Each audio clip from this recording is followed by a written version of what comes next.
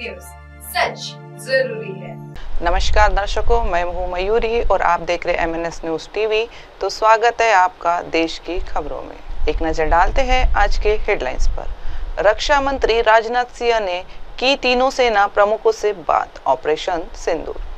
पता था भारत कुछ करेगा, भारतीय एयर स्ट्राइक पर बोले अमेरिकी राष्ट्रपति ट्रंप। सायरन बजते ही हो जाए अलर्ट। अब खबरें विस्तार से। रक्षा मंत्री राजनाथ सिंह ने की तीनों सेना प्रमुखों से बात, ऑपरेशन सिंदूर।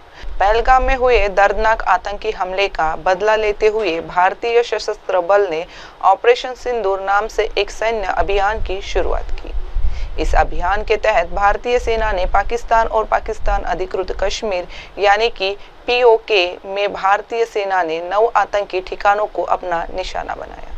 अब भारतीय रक्षा मंत्री राजनाथ सिंह ने सेना, वायुसेना और नौसेना प्रमुखों से बात की। यह बातचीत ऑपरेशन सिंदूर के बाद हुई। भारतीय सेना ने बुधवार रात आतंकवादी ठिकानों को नष्ट कर दिया था। भारत ने 1971 के बाद पहली बार पाकिस्तान के अंदर इतनी गहराई तक हमला किया। यह हमला पहलगाम में हुए आतंकी हमले का बदला लेने और जैश-ए-मोहम्मद और लश्कर-ए-तैयबा के उन नेताओं को खत्म करने के लिए किया गया था जो भारत में आतंकी हमलों की योजना बना रहे थे। रक्षा मंत्रालय ने अपने बयान में कहा, भारतीय सशस्त्र बलों ने ऑपरेशन सिंदूर शुरू किया है। पाकिस्तान में बहावलपुर, मुरीदके और सियालकोट में हमले किए गए। इस ऑपरेशन को भारतीय सेना, नौसेना और वायुसेना ने मिलकर अंजाम दिया। प्रधानमंत्री नरेंद्र मोदी पूरी रात ऑपरेशन सिंदूर पर नजर रखे थे। रक्षा मंत्री राजनाथ सिंह ने सेना प्रमुखों से बात करके उन्हें इस सफल ऑपरेशन के लिए बधाई दी। भारत ने हमेशा आतंकवाद का विरोध किया है। ऑपरेशन सिंदूर आतंकवाद के खिलाफ भारत की लड़ाई का एक और उदाहरण है। अब बढ़ते अगली खबर की ओर। पता था भारत कुछ करेगा, भारतीय एयर स्ट्राइक पर बोले अमेरिकी राष्ट्रपति ट्रंप। पाकिस्तान के आतंकी ठिकानों पर भारतीय एयर स्ट्राइक पर अमेरिकी राष्ट्रपति ट्रंप का बयान आया है। ट्रंप ने कहा कि पुराने अनुभवों के आधार पर उन्हें पता था कि भारत जरूर कुछ करेगा। ट्रंप ने आगे कहा कि मैंने इसके बारे में तब सुना जब मैं ओवल के दरवाजे से अंदर जा रहा था। मुझे लगता है कि लोगों को अतीत के कुछ अंशों के आधार पर पता था कि कुछ होने वाला है। वे लंबे समय से लड़ रहे हैं। अगर आप इसके बारे में सोचें तो वे कई दशकों और सदियों से लड़ रहे हैं। मुझे उम्मीद है कि यह बहुत जल्दी खत्म हो जाएगा। इस बीच पाकिस्तानी सेना की तरफ से पुष्टि की गई है कि भारतीय मिसाइल हमलों ने मुजफ्फराबाद, कोटली और बहावलपुर के अहम ईस्ट इलाके को निशाना बनाया है। इंटर सर्विसेज पब्लिक रिलेशंस के महानिर्देशक लेफ्टिनेंट जनरल अहमद शरीफ चौधरी ने भड़कते हुए कहा है कि कुछ समय पहले भारत ने बहावलपुर के अहमद ईस्ट इलाके में कोटली और मुजफ्फराबाद पर 3 जगहों पर हवाई हमले किए। बढ़ते अगली खबर की ओर। सायरन बजते ही हो जाए अलर्ट। एयर स्ट्राइक के बाद गाजियाबाद में 10 स्थानों पर होंगी मॉक ड्रिल। क्या करे और क्या न करे। दुश्मन देश द्वारा किए जाने वाले हवाई हमले से नागरिक खुद का बचाव कैसे करे, इसकी जानकारी देने के लिए बुधवार को जिले के 10 स्कूलों में मॉक ड्रिल का आयोजन किया जाएगा। इसके अलावा रात के वक्त शहर की 4 सोसाइटियों में 5 मिनट के लिए रात 8 बजे ब्लैकआउट किया जाएगा। इस दौरान शहर में 4 स्थानों पर हवाई हमले से सचेत करने वाले सायरन भी बजाए जाएंगे। मंगलवार को सिविल डिफेंस कार्यालय में चीफ वार्डन ललित जायसवाल ने बैठक कर मॉक ड्रिल की तैयारियों के बारे में सिविल डिफेंस के पदाधिकारियों को जानकारी दी। उन्होंने बताया कि सुबह पहले 10 बजे 10 स्कूलों में मॉक ड्रिल की जाएगी। इस दौरान 35,000 विद्यार्थियों को जागरूक किया जाएगा ताकि वे हमले के समय खुद को और अपने परिवारों को सुरक्षित रख सके। दुश्मन देश द्वारा किए जाने वाले हवाई हमले से नागरिक खुद का बचाव कैसे करे, इसकी जानकारी देने के लिए बुधवार को जिले के 10 स्कूलों में मॉक ड्रिल का आयोजन किया जाएगा। इसके अलावा रात के वक्त शहर की 4 सोसाइटियों में 5 मिनट के लिए रात 8 बजे ब्लैकआउट किया जाएगा। इस दौरान शहर में 4 स्थानों पर हवाई हमले से सचेत करने वाले सायरन भी बजाए जाएंगे। मंगलवार को सिविल डिफेंस कार्यालय में चीफ वार्डन ललित जायसवाल ने बैठक कर मॉक ड्रिल की तैयारियों के बारे में सिविल डिफेंस के पदाधिकारियों को जानकारी दी। उन्होंने बताया कि सुबह पहले 10 बजे 10 स्कूलों में मॉक ड्रिल की जाएंगी। इस दौरान 35,000 विद्यार्थियों को जागरूक किया जाएगा ताकि वे हमले के समय खुद को और अपने परिवारों को सुरक्षित रख सकें। अब बढ़ते अगली खबर की ओर।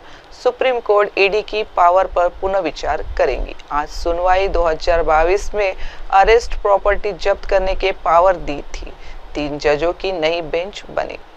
सुप्रीम कोर्ट ने ईडी यानी प्रवर्तन निदेशालय को 2022 में अरेस्ट और प्रॉपर्टी जब्त करने की ताकत दी थी। अब इसी फैसले पर पुनः विचार के लिए सुप्रीम कोर्ट ने 3 जजों की नई बेंच बनाई जो आज सुनवाई करेंगी। इस नई बेंच में जस्टिस सूर्यकांत, जस्टिस उज्जवल भुइया और जस्टिस एन कोटेश्वर सिंह होंगे। दरअसल इस पूरे मामले में सबसे पहले कोर्ट ने 2022 में सुनवाई शुरू की, जब देश भर में 200 से ज्यादा याचिकाएं दाखिल हुई। इन याचिकाओं में prevention of money laundering act की कई धाराओं को चुनौती दी गई थी, जैसे ईडी की गिरफ्तारी, संपत्ति की जब्ती, ECIR न देना और जमानत की कड़ी शर्तें। जस्टिस सूर्यकांत, जस्टिस उज्जवल भुइया और जस्टिस दीपांकर दत्ता ने ईडी से कहा कि PMLA के 5,000 मामलों में केवल 40 में दोष साबित हुए हैं। अब नहीं 3 जजों के बेंच सूर्यकांत, उज्जवल भुइया और एन कोटेश्वर सिंह इस पर सुनवाई करेंगे। आज सुनवाई 2022 में अरेस्ट प्रॉपर्टी जब्त करने के पावर दी थी। 3 जजों की नई बेंच बनी। सुप्रीम कोर्ट ने ईडी यानी प्रवर्तन निदेशालय को 2022 में अरेस्ट और प्रॉपर्टी जब्त करने की ताकत दी थी। अब इसी फैसले पर पुनः विचार के लिए सुप्रीम कोर्ट ने 3 जजों की नई बेंच बनाई जो आज सुनवाई करेंगी। इस नई बेंच में जस्टिस सूर्यकांत, जस्टिस उज्जवल भुइया और जस्टिस एन कोटेश्वर सिंह होंगे।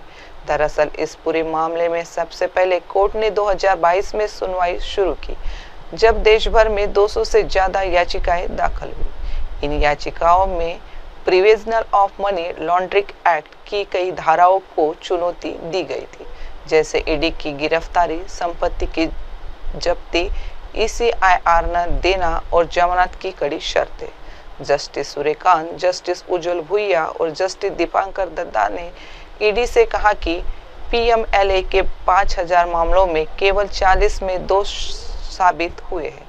अब नहीं 3 जजों के बेंच सूर्यकांत, उज्जवल भुइया और एन कोटेश्वर सिंह इस पर सुनवाई करेंगे। आज सुनवाई 2022 में अरेस्ट प्रॉपर्टी जब्त करने के पावर दी थी। 3 जजों की नई बेंच बनी। सुप्रीम कोर्ट ने ईडी यानी प्रवर्तन निदेशालय को 2022 में अरेस्ट और प्रॉपर्टी जब्त करने की ताकत दी थी। अब इसी फैसले पर पुनः विचार के लिए सुप्रीम कोर्ट ने 3 जजों की नई बेंच बनाई जो आज सुनवाई करेंगी। इस नई बेंच में जस्टिस सूर्यकांत, जस्टिस उज्जवल भुइया और जस्टिस एन कोटेश्वर सिंह होंगे।